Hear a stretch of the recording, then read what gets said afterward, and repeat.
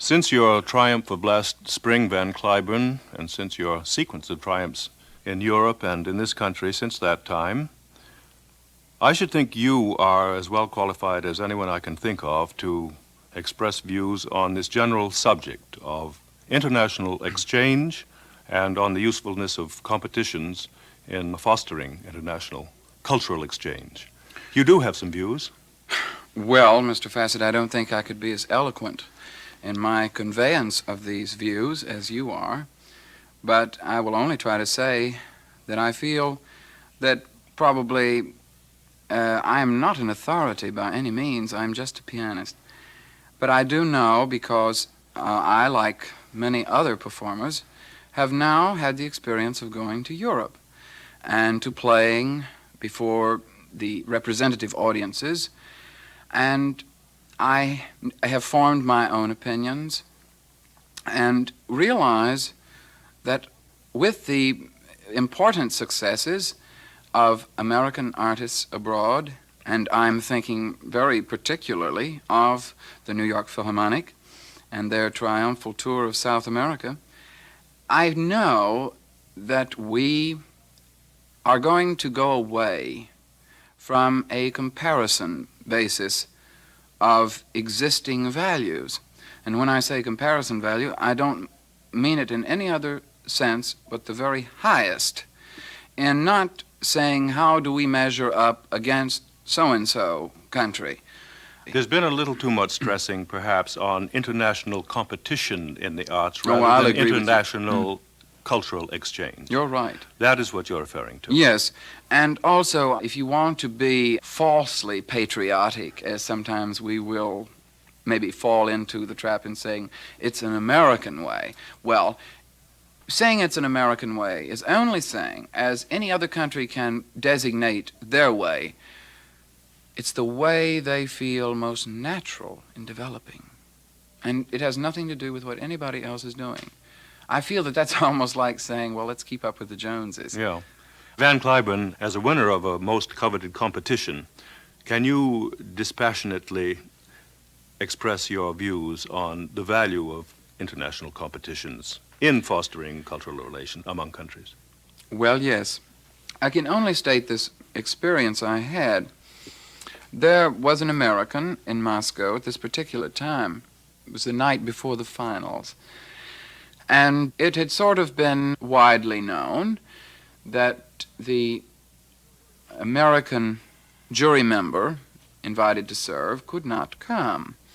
And also on the violin Excuse me, it was an international jury? Oh, the Tchaikovsky completely. competition? Yes. They had people like Sir Arthur Bliss from London and the Marquis de Gontalbiron from Paris and pianist Maxim from Bulgaria and Richter, Nigaus, and it really was a very wide assortment. And we were lacking a judge representing the United States. And the night before the finals, I shall never forget, an American said to me, and very interested, wholeheartedly interested, not only in me as being someone who had just been admitted to the finals, but also because we had another American in the finals, and a very excellent pianist. He said, well, you know, Van, he said, I feel that we may be coming short not having an American in the jury. I says, well, frankly, if you will forgive my saying so, I don't feel that it has anything to do with it.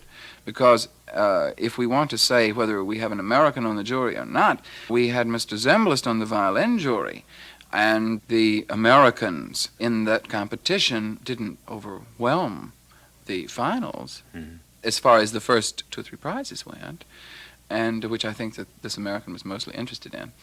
And he says, well, aren't you afraid? And I said, oh, no. I said, when you come to artistic levels, the only thing that an artist has is his integrity.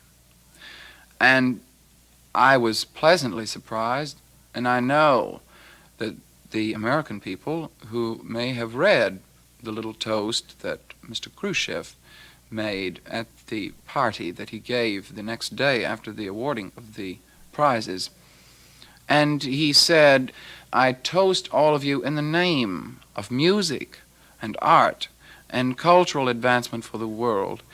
And you must realize your great responsibility to work for the betterment of your own lives, your own art, as well as our world, which takes it so completely out of anything commercial or governmental, or it just puts it on a different category. Yes. Van Cliburn, you've cleared up one item about which some of us were unclear, that the jury itself was international. Mm-hmm. There is another misconception, perhaps, or at least there's been some misconstruing in the newspapers as to the origin of your going to Moscow. Who made it possible? When I was in Texas last October, I had gone down to play a recital in McAllen, Texas, and when I came back and was met at the airport by my parents, they said, "You just have a letter from Mrs. Levine." And Your teacher here in New York. yes, and of course I often think, especially after having received the invitation from you to speak today and chat about the latest happenings, I'm reminded of the broadcast time we had, and we had Mrs. Levine with us. The three of us were together, yes. And November 14th, 1954. You were- That shall always be a very red-letter day in my life. My debut with the Philharmonic. But the important thing was I immediately read Moscow, and since I was a very small child, been interested in Russian architecture and, of course, Russian music, and I was just very intrigued by the idea of seeing this marvelously historical country. I decided I would wait and see when I got back to New York what the real requirements were and all these things. And it seemed that my very dear friend, who passed away the 22nd of April, and I unfortunately never got to see him after winning the prize, was Alexander Greiner. And he had called Mrs. Levine and told her that there were the brochures telling about the Russian competition and that she must get in touch with me to ask me if I would be interested, because he thought, because of my interest in this music and having played a good deal of it, that I might want to go. And I had luncheons and dinners with Mrs. Levine, and she would say, "Please go, you must go." And then I would go and see Mr. Greiner and he'd say, "Dear Van, I beg of you to go." And so finally one thing led to another, and Mark Schubart, who is the dean of the Juilliard, had very successfully put through sort of a movement to have the people who want to go, and it was open completely to anyone who wanted to go, would be given a $1,000 check with the blessings of not only the Institute of International Education, through whom the Martha Baird Rockefeller Aid Music Program was giving this check. And Joyce Flissler, the violin entry from the United States, and I decided to take Mrs. Rockefeller up on her proposal. Was it the Institute of International Education which was instrumental in starting the ball rolling for you then? Yes, and they decided that this would be something very wonderful, and I think Mrs. Rockefeller wanted it to be anonymous. And I was so very anxious to show her and the Institute how very grateful I was for the opportunity. And my prize, of course, was 25,000 rubles, which is at the in-tourist rate of exchange, $2,500. And I was only able to take out of the country $1,250, and I had this check which was given to me the day I left. And I saved it, and I said, I don't really want to spend this because I don't feel that it's mine. And I gave it to her, which she very sweetly and so graciously and poignantly declined. She says, "I want no part of this." She says, "This was great joy for me to give to you and Joyce."